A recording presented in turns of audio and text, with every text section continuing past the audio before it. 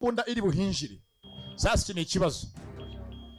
Morgan bamuzi ko afite imbunda nyinshi Gretchen yitwaza bamuzanye ahantu bazi ko nta musore n'umwe bwinjiranamo imbunda indani.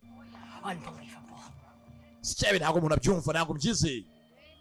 Asiga imbunda ye. You know what to do. Njya nanga musyo gukora ne dusoka hanga aho mwivugana abo basenzi. Bandi mwese muzenguruke bajinyi baje. Iya museum yose barayizenguruka. Baseka ikisi. Nyine ntago si data bacu barakubeshya sha. Ntabwo uzi anko wanjye Michael. Karaseka ni ka LJ kazi ko se wabo ni mapanzi barerekera. Bashatse ahantu bazana uyu mugore ho nta mbunda rimwe yakwitwaza bamuzana hakuno. Aho imbunda zitemewe. Metal detectors. And here I thought we were building a circle of trust.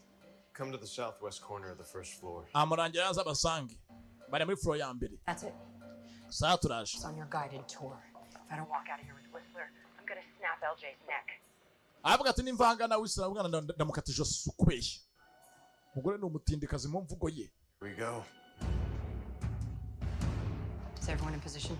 Roger that. Mwese muri tayari yego turi tayari n'imbunda zabo ngabo. Miryango barategereje. Zasanga aha. Uyu nguyu yizeye ko Tibaga agiye kumuvura akamwitaho. Ushaka amafaranga bakiye kumuvuza binashobotse. 50,000. Banadiringa anga ajye kuvurirwa hanze ya gereza. Bize nabi. When I'm Tijuana haggling over a blanket. Navuganye n'umusore vya hanga dufashe uvurwe yaratanga 50. Tuvanganye ne tugende hanze baje kuvura. Who can I trust to bring it in? Rero ngo tamwizera. There is one person.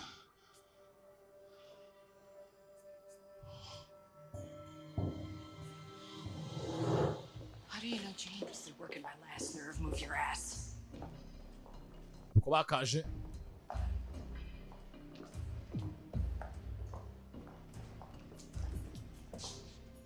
Relax. We butuje sha. Everybody stays cool and we will all walk out of here. As soon as we get LJ, you get Whistler. Nidubona LJ atugeze mu biganza turaguha Whistler.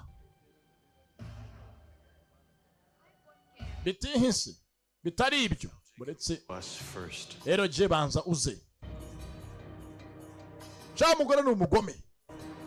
We yivugiye ngo byose anga Michael arimo kumurusha nibagera hanze arabarushya. Ngaho genda wakana we. LJ.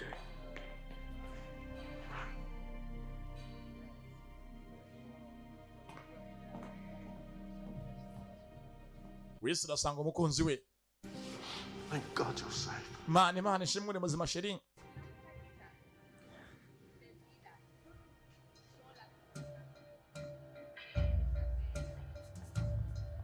What about the